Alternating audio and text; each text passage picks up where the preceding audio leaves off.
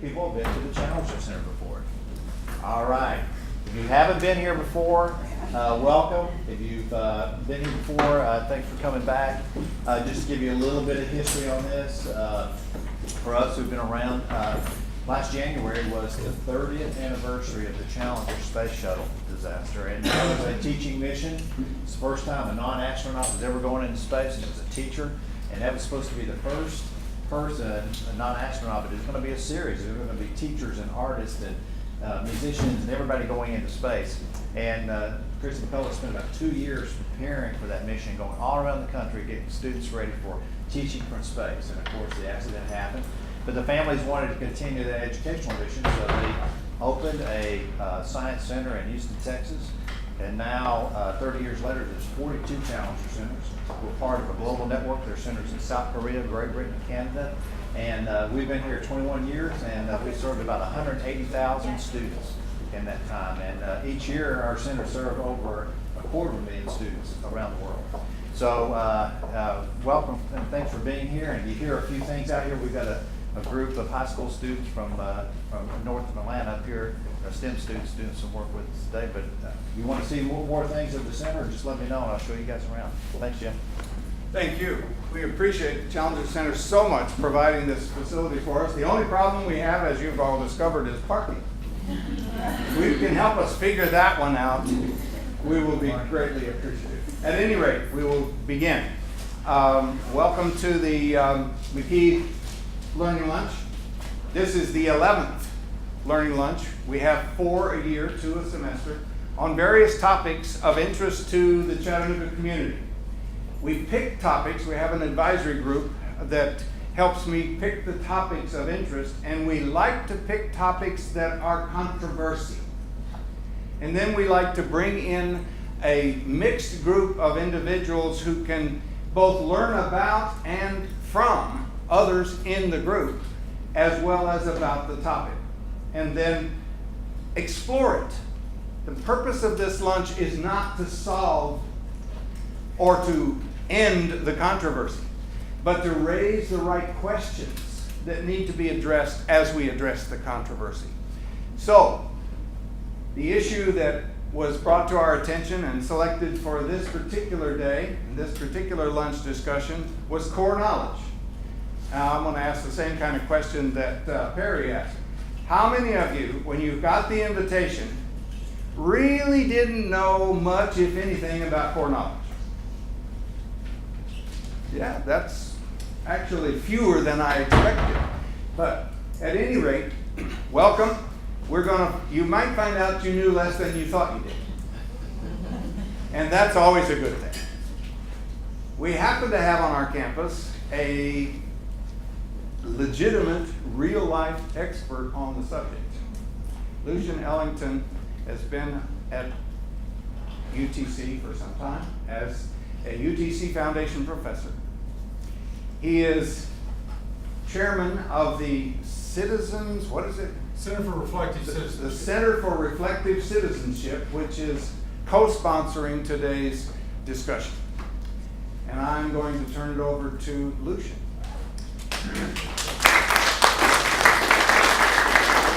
And those of you who know me know I'm absolutely neurotic about starting and ending on time. So 15 minutes from now, we'll be done. I'm just looking exactly. Hang on. I've just been informed that I neglected the first assignment, which is not unusual. He is always on time. I forget things. You have a green or orange card. On that card, write down a question that you have about core knowledge. Any question. Just whatever question comes to mind about core knowledge, then leave it on the table also, and we will pick them up later. I'm sorry to interrupt, Lucian. Not a problem. Okay. And what is core knowledge? And if the idea behind core knowledge is a really simple idea, but compelling. Knowledge builds on knowledge. The more you know, the more you're able to learn. Many times, and I like the way Jim started his invitation letter, many times people, when they hear about core knowledge, they think Common Core. These are two different programs. Core Knowledge is a content-rich, academic content-rich curriculum. Common Core consists of, in my opinion, very superb skills, but you can compare it in a way to a vase. You have all these skills, but the various states and districts often decide what the suggested activities are to help students learn those skills. And the one common point that the two movements have is that New York State was so impressed with the Core Knowledge pre-K 2 language arts program that is the suggested Common Core for New York State. Now, the heart of the Core Knowledge movement is the sequence. The sequence is the content outline. It does not tell people how to teach that content. It specifies what to teach. And notice the last bullet. The founders of Core Knowledge understood that we have a federalized education system. So schools that like Core Knowledge also need to satisfy state standards.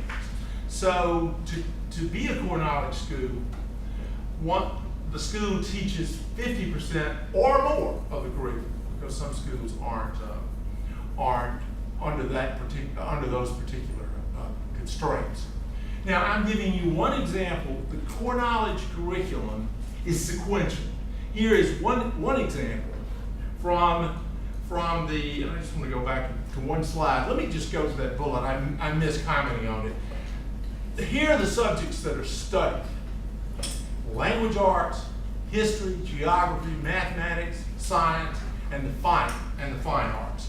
Those are the academic subjects in the curriculum. Now, the curriculum is sequenced at every level, and an example of this is right here. This is from the Core Knowledge kindergarten science and history and geography curriculum.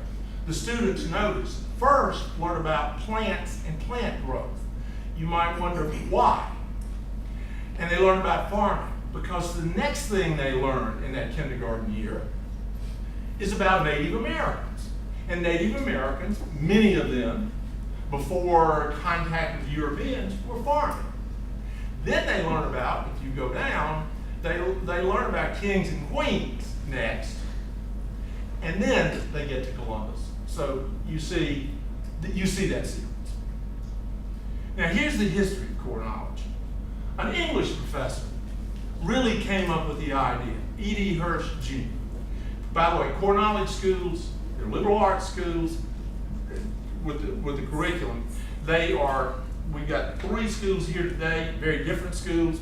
Public schools use them, private schools use them. But the reason that E.D. Hirsch got interested in this is he had a research project going in Richmond, where he had, this is back in the late 70s, he had University of Virginia students who were rising freshmen, and he had Richmond Community College students. The University of Virginia students weren't particularly very diverse. Most of them were Caucasian. The Richmond Community College students were 80 to 90% African American, and he had them in, said nothing really to do with K-8 education, but he had them in a writing program. And what he noticed was that both groups, from a virtually open admission community college and from a selective 4-year state university, that their mechanics back in the late 70s, teachers still taught a great deal of grammar and standard English. Their writing mechanics were not very far apart. Both groups could write. But whereas the University of Virginia students could write about the causes and consequences of the Civil War or Newton's theories, the Richmond Community College students could not write about anything but popular culture, TV shows, sports. And Hirsch thought that was real irony, since they happened to be going to school in the capital of the losing side in the Civil War, but they didn't know about it. It caused an epiphany he created with a lot of colleagues a movement. Now, the result, it's a multicultural curriculum in the best sense of the term, and it's a traditional curriculum. I got interested in it. Some of you know this, that I work primarily on Asia. But I looked at this curriculum back in the late 90s and I said, my goodness, they're learning about China and Japan in the first grade. They're learning, and I got attracted to it because it was multicultural. Now, who developed the curriculum? If you look at the second bullet, 120 people did it. What Hirsch and a few staff members did was send out surveys to educated people, not just educators, but from all fields, and indicated to them, what do you think people need to know? What do you think kids need to know? He's really interested in elementary school because that's where kids can be influenced to be successful later in education. They sent ideas. The core knowledge people came up with a draft of a curriculum, and then they met the 120 people, gave input at this conference. They adopted it, or adapted it, modified it, eventually adapted it.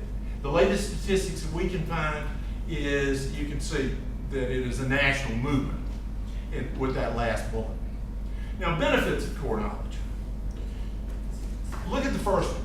I never put anything in italics if I don't mean for people to pay attention to it. One of the great things about the core knowledge curriculum is that music and art are an essential part of the curriculum. They aren't add-ons. So as I mentioned, you've got a liberal arts curriculum right there.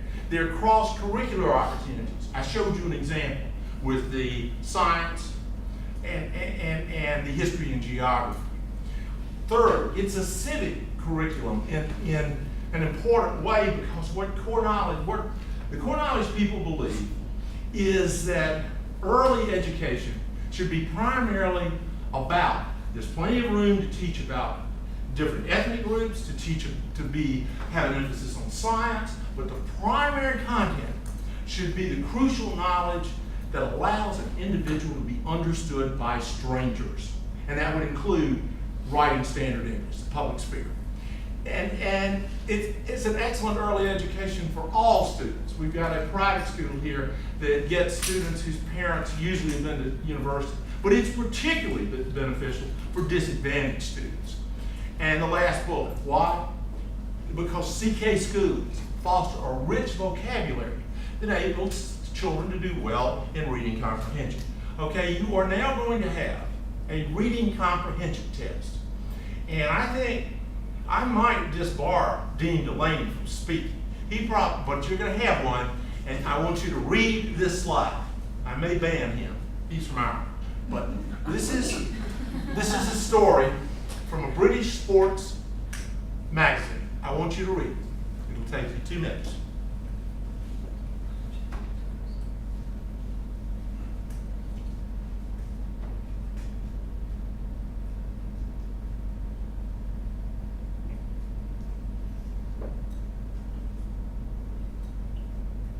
Track me if you sorry, using one mouth. Look at me if you finished.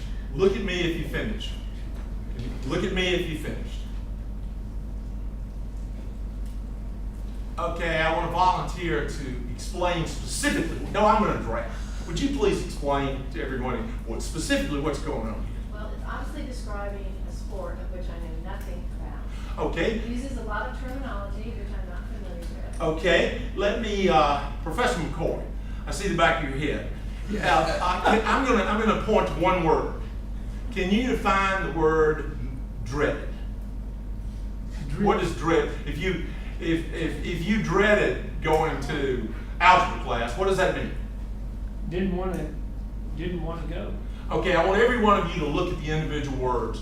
Can you define those words? Can you define them? But you can't put them in context. Why? And then we turn to cognitive science, and some of these educational psychologists might want to close your ears. I've got the simple definition here. But there it is. We don't have a cultural history. There it is. The cognitive science. It's really the study of thought and learning. And cognitive science, unlike most education professors, with the exception of educational psychologists, they have degrees in neurology, in PhDs in psychology. Many times they're MDs. They study how people learn. Now look at the second bullet. A high order academic skill. Look at that bullet. What you just saw was what the cognitive scientists call domains, but it simply means different subjects. I showed you a sports example, a cricket example, but I could, if I had said it is the bottom of the eighth and there's a runner at third and there's one out and Jones does a sacrifice bunt and a score occurs, how many would understand that? If you understand baseball, you understand it. Now, this is not just sports. This is geography. This is economics. This is science. You have to have in your long-term memory some essential knowledge. Okay. And if you look at the last bullet, you see 6 academic subjects. What the research indicates, cognitive science-based research, is if you're in a core knowledge school and it's actually being taught, it's not just some window dressing that a principal puts on a bulletin board. We're a core knowledge school and we're that school and we're this school, but it's taught with fidelity. What happens is kids from all backgrounds increase their vocabulary because they're learning it from these academic subjects. Now, I just put up the latest research that I've looked at that is interesting, but here's a New York City core knowledge language arts pilot program. And you can see in 10 low income schools, you can see there were control groups, 10 demographically matched schools, and one person in here and we were at the presentation of this research years ago, but you'll see the results. By 3rd grade, by year 3, and these are all elementary students, you can see some of the results of using core knowledge for literacy. Is really what this study looked at. And there are a lot of studies. There's a Johns Hopkins one that was done by an independent research firm on the website of the Core Knowledge Foundation. And I don't know if I mentioned, but just it needs reinforcing, core knowledge is a K-8 curriculum. Actually, it's pre-K-8. Core knowledge people do not want to do high school. You've got the basic knowledge by then. Now, this is a more recent study that appeared in Education Next about a month ago. And these are about econ charter schools in the South Bronx. If you notice, and we give you the article reference, but if you look at the last bullet, you'll see that econ charter schools students, and these are from very, very impoverished inner city neighborhoods, as you can imagine, in the South Bronx, but 45% were proficient in English language arts, far outpacing the other three, the 3 Bronx school districts range from 14 to 22%. They're not using, you say 45%, that's not great shakes. There were 61% in math. And the odds are their percentages of proficiency will go up because of the curriculum. And that, I have just 3 final remarks, and I've got time to make it. And I'll be happy to share this PowerPoint with you if you want it. You have a link to the Core Knowledge Foundation website. You have a link to the E.D. Hirsch once Common Core passed. He hoped that some of the Common Core states would adopt core knowledge for the suggested activity. So he put the sequence online. You can see the entire sequence free. You can get to K-8. There's a link to the larger study, the New York Core Knowledge Early Literacy Project, the Bronx Learning article. There's a link to that, and then there's a really good documentary the Fordham Foundation made on E.D. Hirsch. It has a variety of people. It's 20-something minutes if you want to learn more about it. And you'll see too the Banking of Americans. Interestingly enough, just yesterday he came out with a new book. This is a guy in his mid-80s who has more energy than most of the people I know in their 40s. But the name of it is Why Knowledge Matters. And the last point I'll make is about reading comprehension. One of my great disappointments for year after year is typically central offices in school districts, in urban school districts, they focus upon skills. Chronology people think skills are important, but they don't focus on a coherent content curriculum. And we all know, thanks to some of the work that Jared and 2.0 has done, but we all know that our particular district faces some serious reading proficiency problems. Serious ones. And I read an article on August 28th with interviews with administrators that went 2 pages. They never mentioned curriculum. They never mentioned it. They talked about guided reading, they talked about teacher climate, but they never mentioned the word curriculum. What's taught is as far as content. So I stop here. I'll turn it back over to Jim. Okay. One of the aspects of the Learning Lunch is to provide a short, almost timed presentation, and you've done better than most in keeping to the limited time, just to give you enough knowledge to begin to ask questions. And the questions will be asked at your table during lunch. It's almost time to eat. When you're eating and when you're addressing the questions, there are 2 assignments that you need to work on as a table. One, you need to assign one of you as a recorder. Ashley is passing out the pieces of paper with the questions that you're going to address. And somebody there needs to record the answers to those, or at least notes about those questions. Then also elect one member of your table to serve on the panel that will occur as the final discussion of what we've all brought together. Any questions about that? Okay, then it's time to eat. You all have a sheet of paper that you're to address. You assign somebody to write and somebody to report. While you're getting your thoughts together, here's a question that you don't have to write down. As you're introducing yourselves to one another and who you are and where you're from and all about yourself, why is this a controversial issue? Because we didn't tell you. So talk about that. So we will dismiss tables.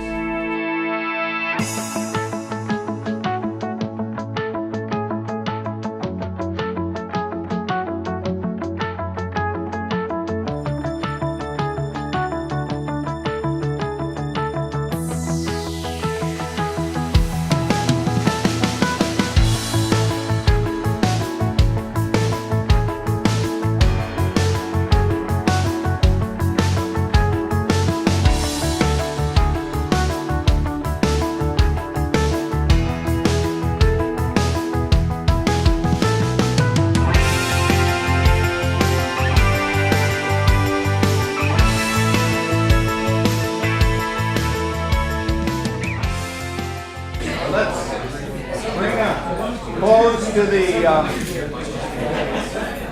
discussion. Some of you didn't write down your initial question on the cards, and you won't be fined or go to jail, and you can still pass go. Some of you are old enough to remember what that means. But we'd like to have those cards. Those are the initial questions. What we do is we'll put together a composite report of all of your input, and then we feed that back to you after the fact. It may take a few days or weeks, depending on how fast we can do it. And what we like to start with are kind of initial questions that people bring to the table before they know what it's all about. And then as your final, before you walk out the door, you have one more assignment, which is very quick and very simple. But right now, we want to hear what your groups came up with relative to these 3 primary questions. So if you would, whoever you assigned as your reporter could come up to the panel for representing your group. We would appreciate that.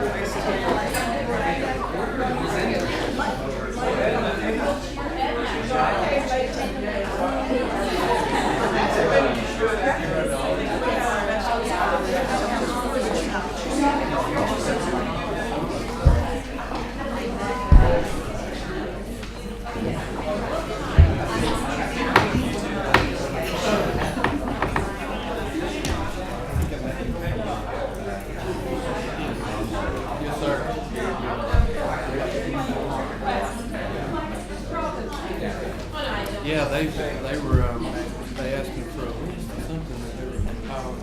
This guy, I don't know his contact. Okay, which table are we missing? Yeah, they've still not got Aha, here we go.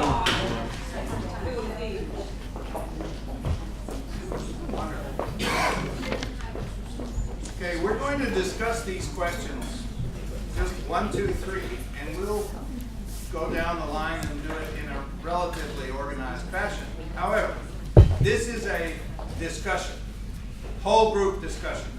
If you have a point you want to make to add to someone, to what someone has said at the panel, raise your hand or just call it out. If you have a question that you would like to ask for clarification, be sure to do so. You can ask a question of anyone else in the room or remind them of something they said that you want to bring out that you now can't quite put in the right verse, in the right quotation. You can call on them to do that. So this is an open forum, but we will address the questions as our organized procedure. Before we start with question 1, did you discuss why is this a controversial issue? And does anyone want to address that before we start with question 1? We did talk about it some, and I think there's a perception, and maybe justified, that sometimes groups are underrepresented in determining the facts, the knowledge, the curriculum, and therefore there are implicit biases toward majority culture. In other words, you need minority voices, you need women that may have been underrepresented in the things and the authors that are read or whatever. And so I think there's, you want our own cultural history, which we're part of Western culture, and you want to trace that back. A lot of our institutions, language, ideas come from that, is a big need, but I think there's a perception. I'm just wondering myself how much input was invited and used from minority perspectives and understanding non-Western cultures, things like that. Okay. Anybody want to add to that? That's just a kind of an interim question, because I have to admit that before I talked to Lucian some months ago, I didn't know it was a controversy. And I read Hirsch, been impressed, didn't think about, why doesn't everybody understand this and do this? I didn't even think about that until it was brought to my attention. So maybe one of the reasons it's controversial is that we don't even know it's controversial. Is that possible? I don't know. All right, let's start with question 1. Based upon what you know now or have learned today, what are the major assertions that proponents of core knowledge have about elementary and middle school curriculum and its relationship to reading? I think this time, for this run through, we'll just start here and go right down the list. What did your group conclude? First, introduce yourself. Yes, that's in fact, let's go through the whole panel, introduce everybody. Introduce yourself. My name is Renee Creel. I'm the principal at Chattanooga Charter School of Excellence. Charlotte Ellington, yes, that's my husband. Interim field placement coordinator here and adjunct faculty. Jared Bigham, the coordinator at Chattanooga 2.0. Ron Lowe, owner of Academic Solutions and director of Every Valley Leadership Academy. Tammy Overstreet, I'm from Southern Adventist University. I am associate director of our online campus. Julie Corson, Chattanooga Charter School of Excellence, and I'm the curriculum coach. Okay, thank you. Now, question 1. For our group, we had a lot of healthy discussion that you saw. We said that core knowledge provides background knowledge within all the domains. That was what we thought the relationship was there. Okay. The context is essential to reading comprehension. that it spirals and integrates content to increase depth. Increases content and depth. Okay. Without it, they may not understand what they're reading without the cultural context, and helps them feel that they're a part of something bigger, a longer tradition than just their everyday lives. Our table discussed how decoding and decoding skills are important, but if you do not have an emphasis on background knowledge and vocabulary that can build, they may be able to decode very well and not be able to comprehend. And one of the things we really like about the Core Knowledge program is their emphasis on listening comprehension and oral language, because it allows the students to increase their background knowledge at much higher levels than they can decode. So it's building a very good foundation. So reading isn't just decoding? Ditto. But seriously, just in a nutshell, that the background knowledge, the increased vocabulary, increases comprehension, which enables the student to perform better testing in the regular classroom, communicating with other individuals in public or in many different areas. So just basically in general, increases their comprehension and their ability to communicate. Any further comments from, yes? The thing that I would add would be, so much of our allusions in literature have to be understood for you to fully be able to comprehend something you read later on. And so without that, knowledge about what preceded, regardless of what the culture is, you have a missing piece. So a reference that you will miss could perhaps be enhanced greatly by being exposed to a lot of this. So it's more about, I think about giving them a context and an understanding of things that came before, so that they have a better and deeper understanding of what they're encountering. And you are? Trouble. Valerie Rutledge, Dean of the College of Health Education and Professional Studies. And since we don't all know who we all are, I forgot to say, just if you have a comment, say who you are. Anybody else? May I just make a quick comment in response to Ron's group's concern? Yeah.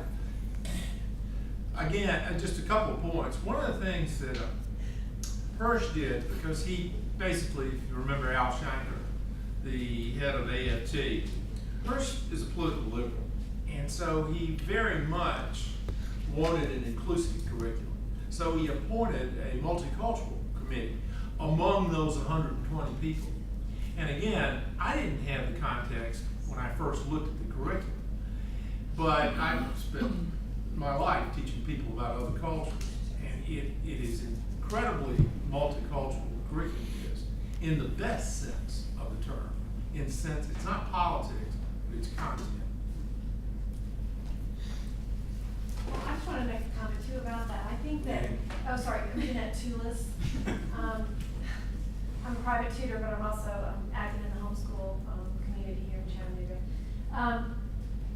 I think that we have to accept the fact in Western civilization that history was made by a specific group of people, written by a specific group of people, and that just was how it was.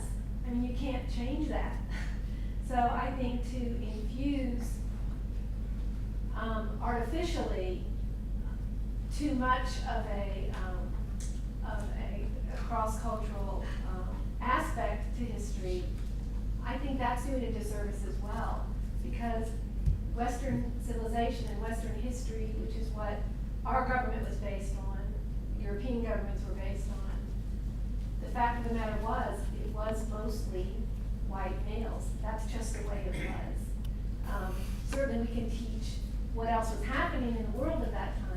I don't even do that, but that, to try to change that, I think is not being fair. I think it's very balanced, though. If you go, look at the sequence, and you'll see that's why I use their terms, multicultural and traditional. Okay. Intentionally. Okay. Ready for question 2? Do you believe that there is basic content knowledge in the major academic subjects? including music and art. Now, if the period were there, you'd have to relate to what exists now. But there isn't a period there. There's a continuation. Do you believe that there are those basic things that every student should acquire? Why or why not? You might want to at least relate to what we have and what you might believe should be different if you believe that, and why or why not. Let's start at the other end and go back that way. That way you just can't say you did it. I knew that would get me in trouble. Okay, there was a very healthy communication going on at our table concerning this, and also discussing the balance that needs to take place with skills, with knowledge, just content in general, including the arts. And we agreed that information about the arts, music and art, is very important and beneficial, not only because I guess thinking about the goal being producing or helping to get students to a place where they're in the public sphere, able to have jobs and communication and also have a global perspective. And so because of that, I think that we found that that was a very important thing, and that it was, for example, in core knowledge, one of the things that they also teach is sayings, phrases and sayings.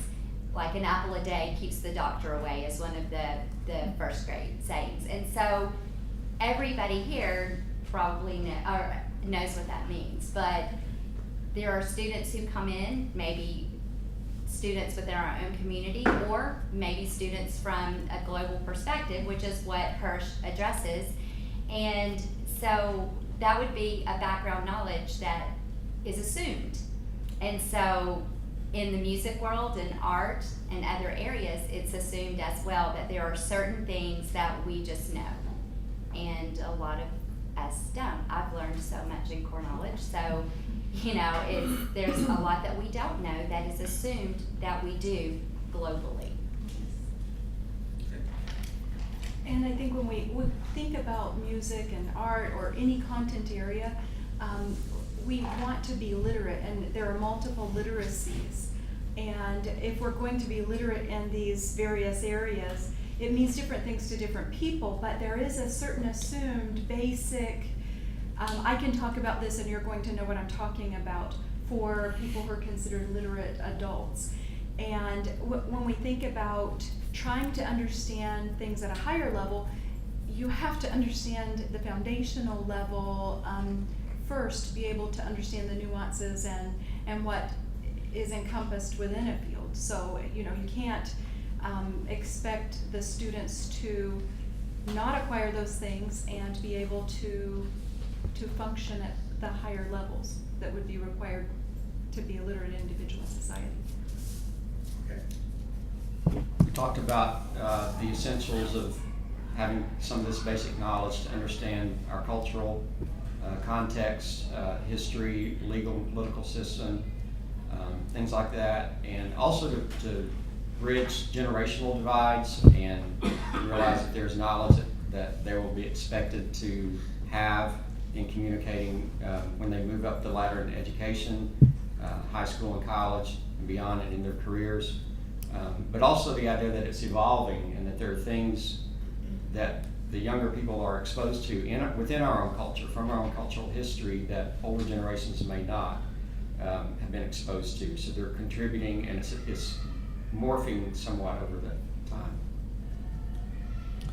We talked about much of the same things. One additional thing I would add is that I feel like probably part of the controversies too around core knowledge is we have such an emphasis on critical thinking skills, and with Common Core, I think there is a lot of alignment there, but Common Core has such an emphasis grade level to grade level on skills that build to each other.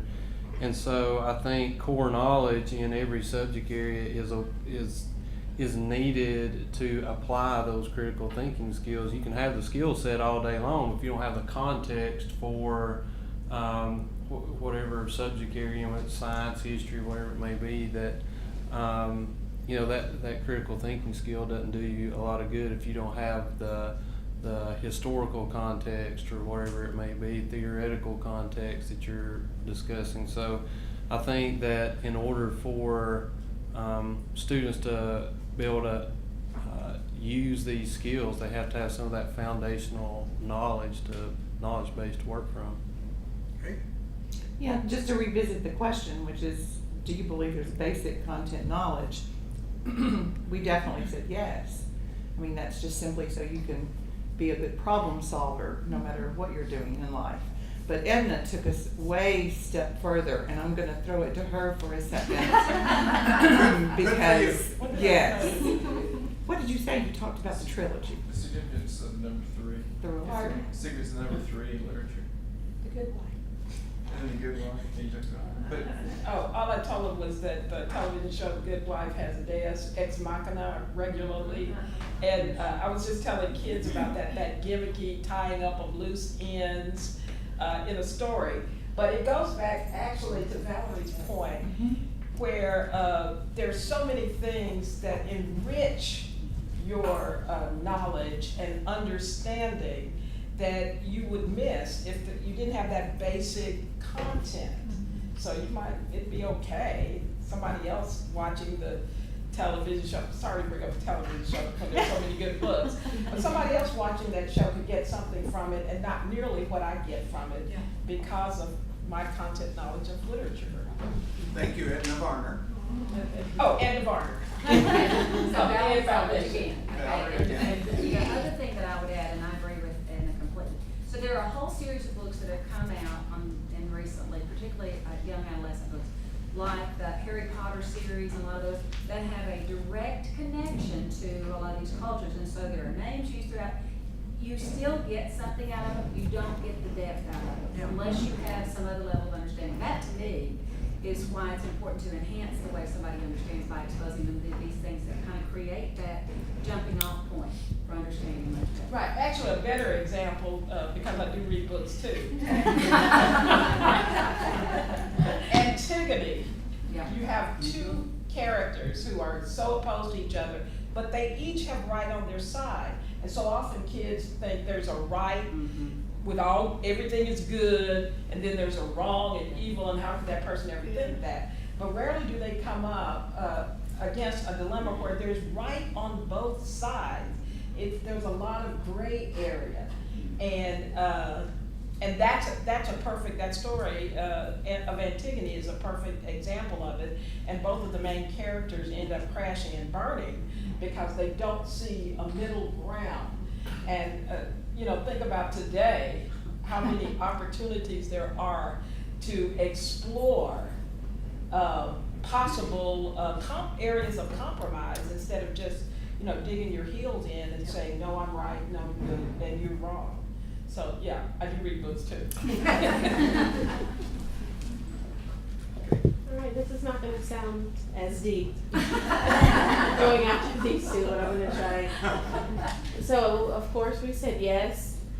We felt like by including, we focused on that related arts piece and that cross-curricular, to say that it broadens the curriculum and educates the whole child, and children are able to express themselves in different ways, and we're giving different examples. And one was we have a PE teacher last year and a science teacher collaborated to go on a field trip, and they went to the golf course, talked about trajectory, things like that, but it was just, the kids were just so excited. They didn't catch the relationship at the beginning to really understand that how can I be learning about school at the golf course, but they were learning science. And so that's part of the things we talked about, and with different examples, that it's really educating the entire child in different ways, and children are different, they all have different learning styles. And how can you get more basic than that? Any other comments, questions about this question? Okay, moving on to question 3.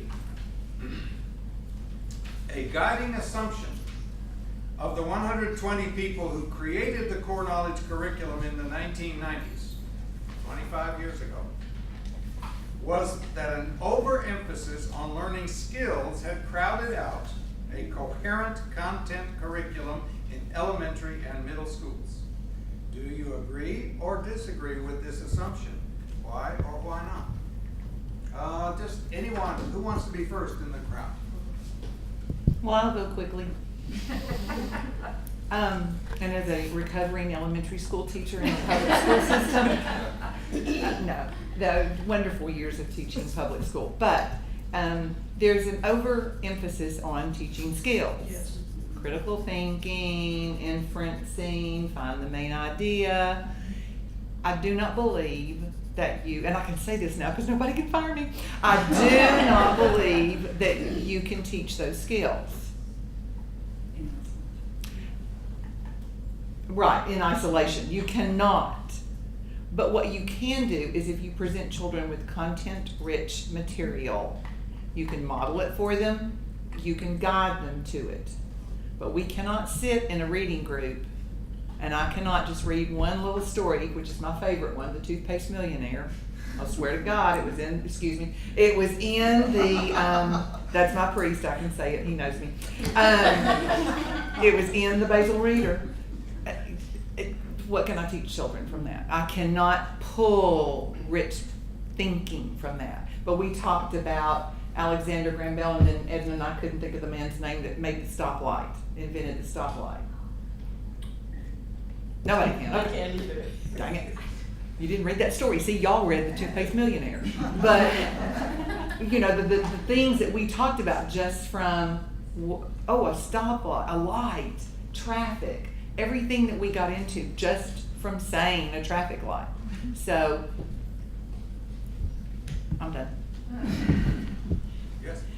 I think it's impossible to separate the skills from the content because the skill acquisition must be coupled with the content acquisition.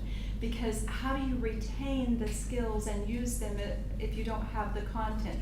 And it needs to be presented in a way that is interesting to the students because if you're overemphasizing skills, that's bad. But if you're overemphasizing content in a way that isn't engaging, it's also bad. So you need both. You have to, the children need to be able to be interested. It can't be drill and kill to learn content, and it can't be an overemphasis on skills. They need to be interested in what you're doing, and that requires time to talk and time to listen, time to do activities that are hands-on. That's something that our group talked about. But in the global society in which we now live, we need citizens who have skills and who have knowledge of content, and we can't separate the two. Just to follow up, comment and a reiteration of one of the points that I had on my PowerPoint presentation. A misconception about core knowledge is that it's all rote memorization. The core knowledge people have never dictated how you teach the content. Now, many times teacher-centered instruction works better in a lot of cases, but they don't get into that issue. I'll give you a quick example. In kindergarten, all students learn the condiments. In the 90s, I was working with 3 core knowledge schools, and I happened to see them teaching the condiments. The what? I'm sorry. The condiments. The Consonants. Condiments. Those big pieces of land. Sorry about my drawl. The condiments. One school did a musical in the gym. They taped the condiments and played music from different continents, and the kids stopped on the continent. A second school, it was in the fall. The kids got the assignment of taking pumpkins and working at home with their parents and siblings to make a glow. And the third group that I saw, they did a very leveled Jeopardy kind of teaching, a game. So I think that's a really important point to remember about core knowledge. Okay. Someone else? I think that it's a balance between skills and knowledge. As a recovering elementary principal, I would respectfully disagree a little bit that I think you can teach critical thinking skills and some of the other application skills of knowledge. And I think we live in a culture now where the collective knowledge of humankind is doubling every 6 months. And so I Googled the traffic light inventor and Garrett Morgan. I did too. I think that the core knowledge, we will have some constants, but it also has to evolve somewhat to help us keep understanding our historical context for things. So I think one of the probably controversies we haven't talked about as much is like who decides what that core knowledge is ongoing, and especially when you're looking at things like science or history that is often open to interpretation, and it's pretty easy in literature and math. That's the verb's a verb, and arithmetic's arithmetic. But I think in some of these other areas, it becomes more of a challenge of who gets to be the decider. Just to follow on that, I think it's important that we note that the question said that there was an overemphasis, and I think, and that was in the 1990s, that there was an overemphasis, and I think there continues to be, because I was real disappointed when I heard Common Core, and I saw the relationship that it may have to core knowledge, and then when you look at Common Core, they added about 20 more standards or substandards under the standards that were already there, or skills that were already there. And I also think that we need to remember as well that Hirsch was trying to reach a population who may not have Google at their disposal. They may not be able to just grab up a phone or grab a computer and Google. So I think that's another thing. It was an attempt to bridge the achievement gap and make sure that all students, regardless of where they are or what they have exposure to, that they would have this set of knowledge that would enable them to be productive in society. And so, yes, sometimes we get on, and I even said to my group, I don't want to go up there because I'm too biased, but I do understand, but I think the key word there is overemphasis, and I think that's where that we really have to focus is no one thinks that you shouldn't teach skills. Core knowledge has someone, a third party who produces materials that we use to teach skills. So skills are still an important part of it, but it's the overemphasis, I think, that we need to focus on, that's the danger, is when that's all you teach. Okay, someone, Can I ask a question? go ahead. Yeah, that's really interesting to think about, because I've always felt like when I've educated my own children that I wanted to educate them so that they would know where to find information, right? So they would have this basis of education and basis of understanding of the way the world works. And from that, they could get all their questions answered themselves by becoming self-learners, by becoming self-directed learners. So that was kind of my goal. But this whole idea of knowledge being so readily accessible now, via internet, it kind of almost changes the question, because if they're really curious, they can find anything out. And does that need for cultural literacy, is it as great as it once was, given the fact that we have such access to information everywhere? But maybe I don't want to know that. If it's easily accessible, I can also decide, well, I don't need to know that. And what I'm hearing is that there are some things you need to know, whether you want to know it or not. Am I wrong? You're right. Because when people write tests, when people develop testing and assessments and things like that, whether they intentionally do it or not, and we've heard this argument over the years, there is assumed knowledge built within those assessments.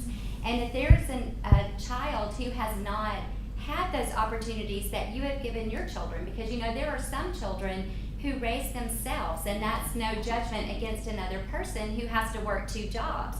but they don't have someone saying, hey, you know, come let me show you how to be a learner. They're doing the best that they can with what they have, so who's going to help that child? And I think that's kind of where my passion comes in, is yes, you know, I raised my children to go and find the answers, but not every child has that opportunity. And so to bridge the achievement gap and to equalize, you know, to make education equal and what students know equal, so that assumed knowledge that is built into those assessments that we try to avoid doing that, but we do, who determines that? You know, who makes sure that is covered?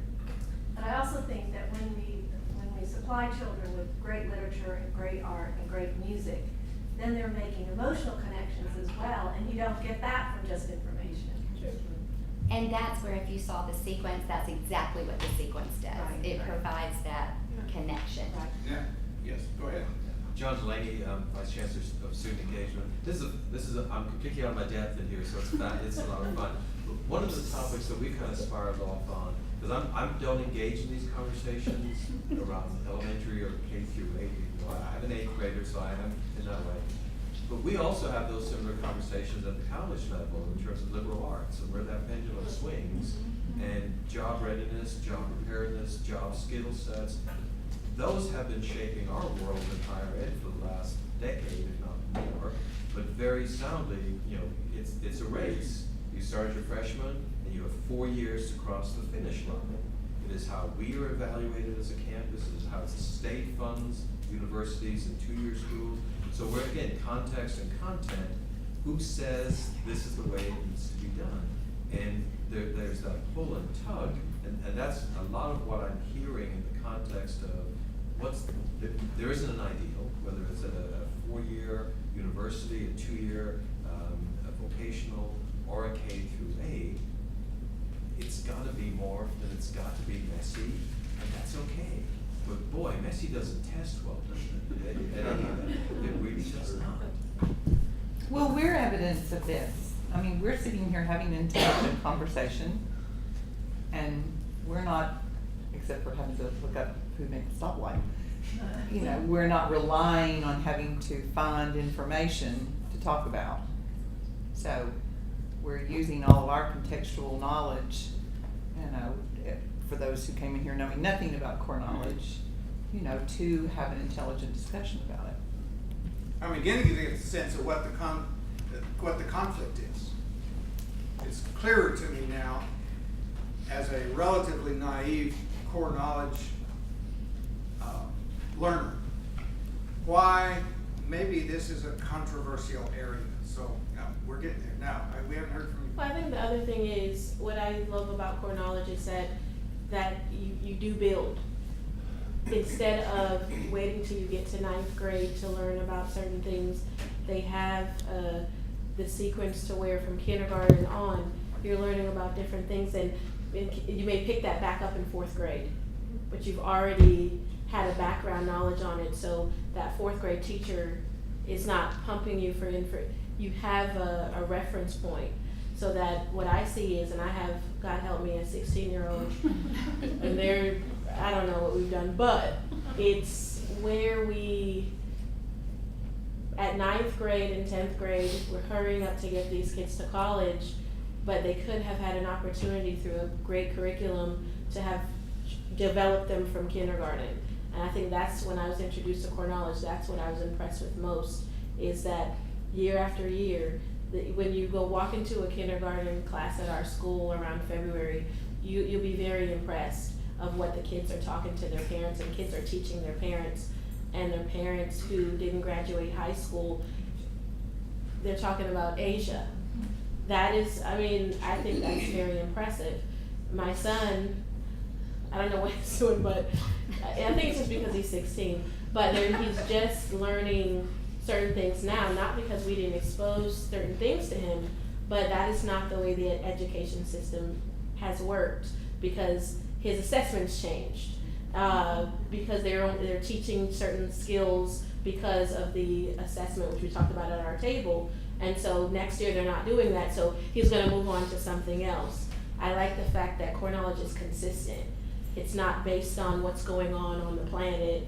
This is a very structured, foundational, basic curriculum that's gonna follow them, and it's not gonna change with every textbook that somebody decides to publish this year and not next year. They're getting the same consistent information in each grade level, what your first grader should know, what your second grader should know.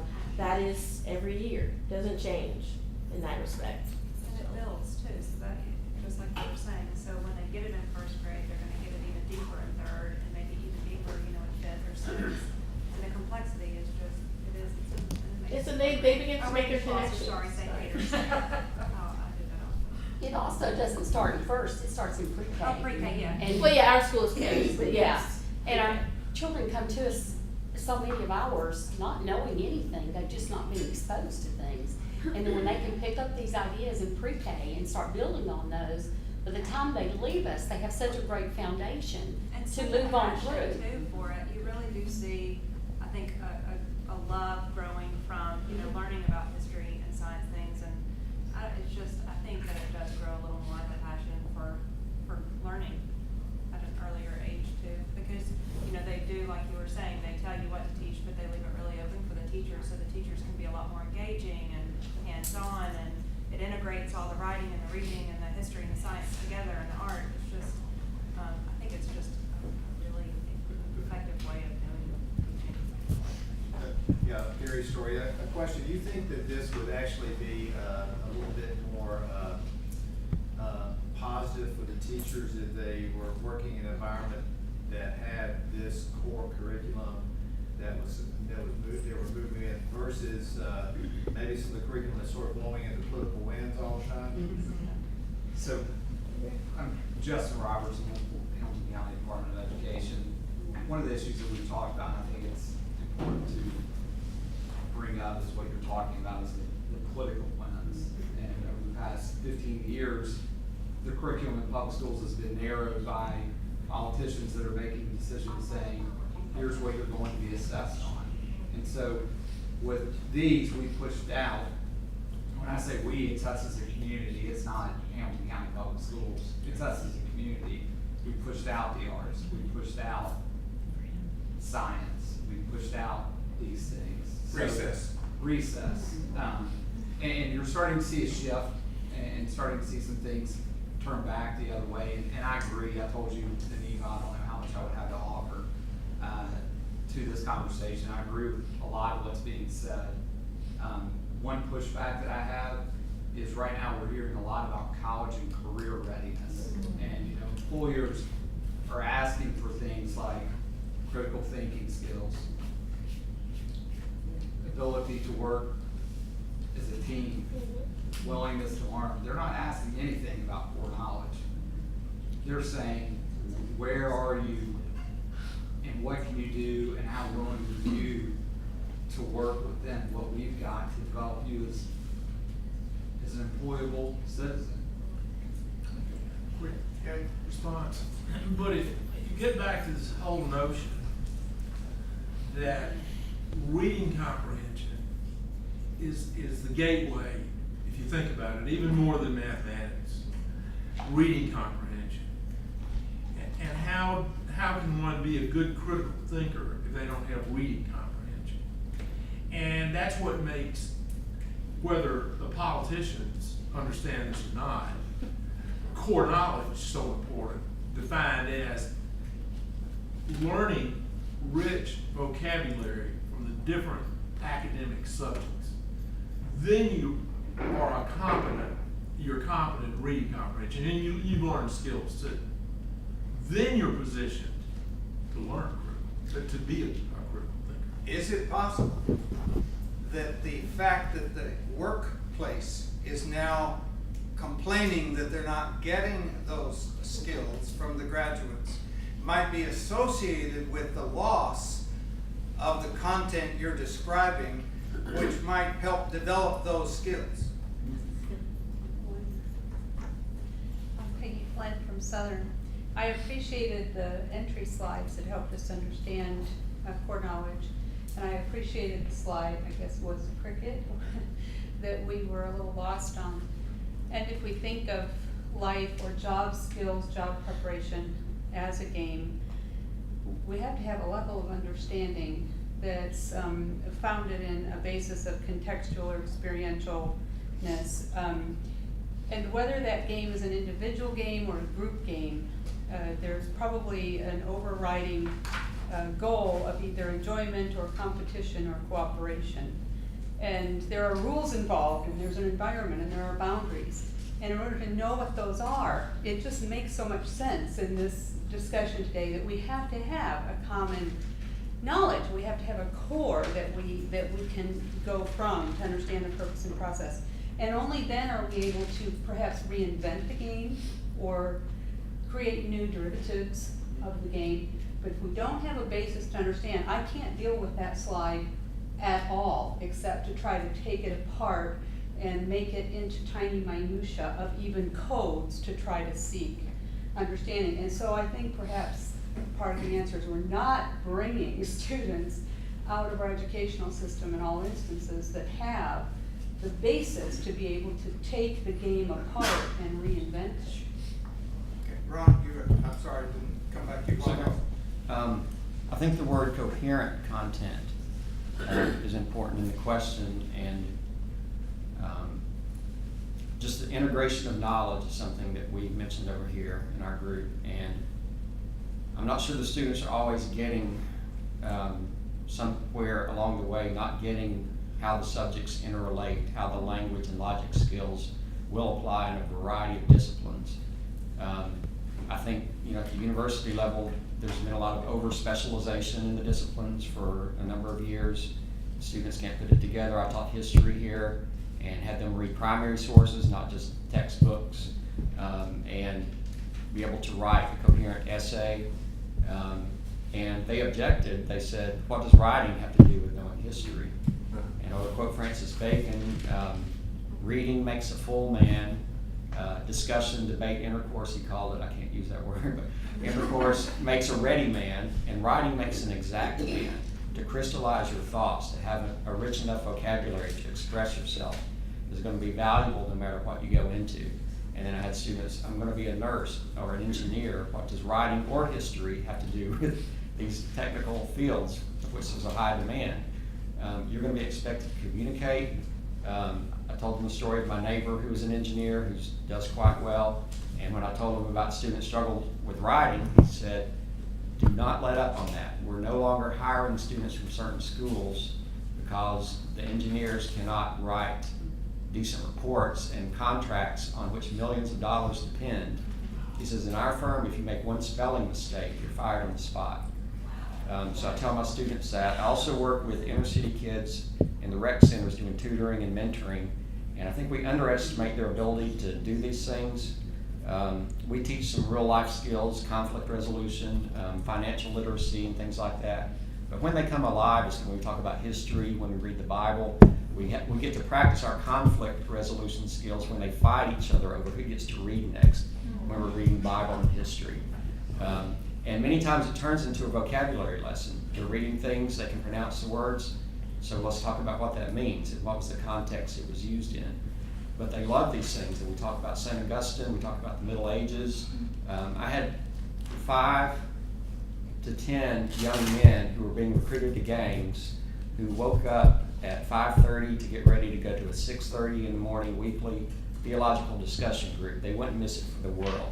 It's what they wanted to do for spring break. Number one, we can go back to the Dead Theologians Society and participate. They didn't catch every single thing. We went to breakfast afterwards and talked about it, but we underestimate their ability to do these things and their interest in these things, and they come alive when someone communicating it can make these kind of connections and is excited about it and things like that.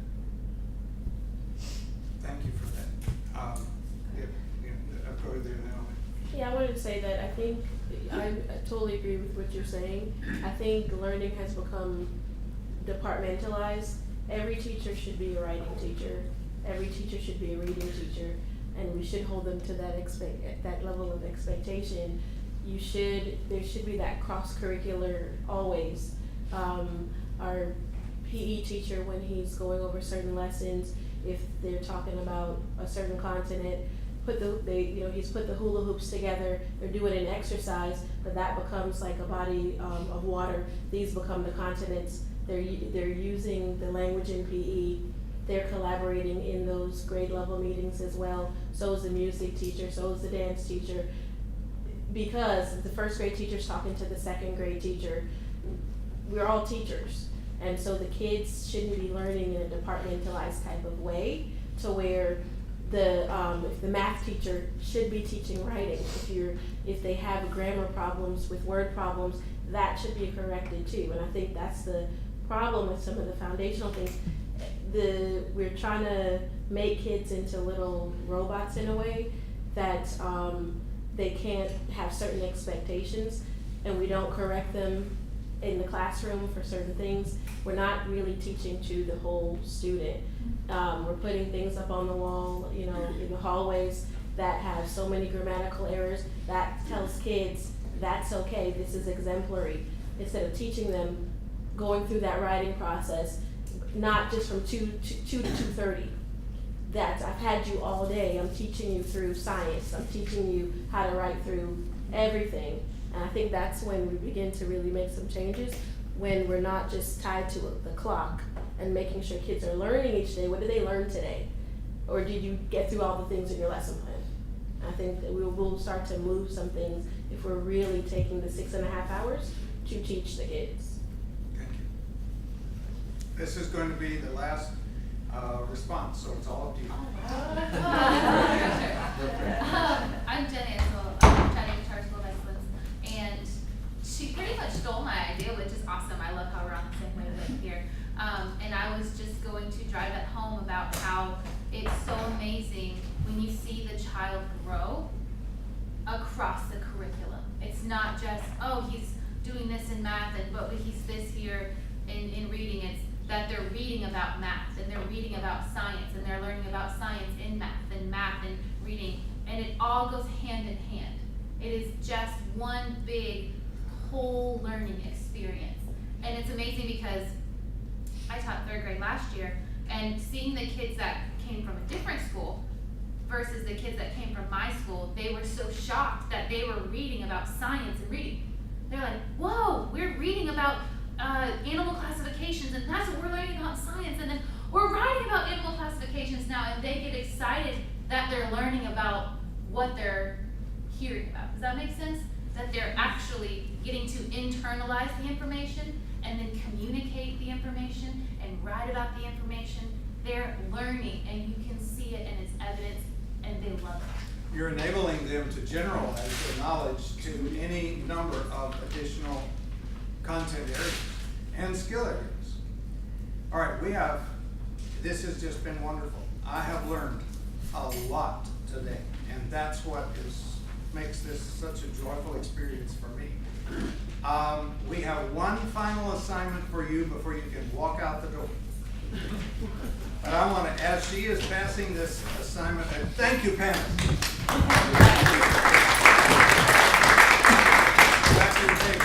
But I want to share with you, as you're putting together these final 2 questions, I want to share with you a metaphor that occurred to me.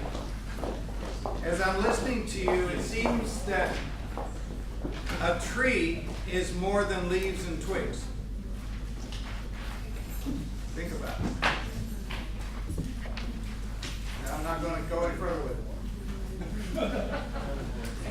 it. These 2 questions on the page. What's the most important thing I learned today? And what unanswered question am I leaving today with? These are important aspects to this learning process that we are modeling with the McKee Learning Lunch. And if anyone wants a PowerPoint, I'll be happy. I can give you my email now, or you can email Jim and he'll forward it to me.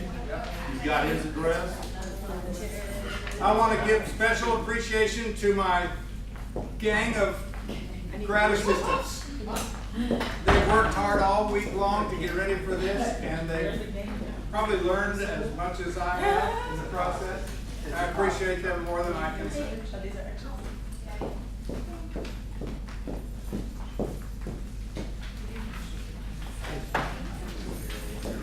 soon as you just leave that on the table, you can't go out the door until you put it on the table. Yes, nice to meet you. See you.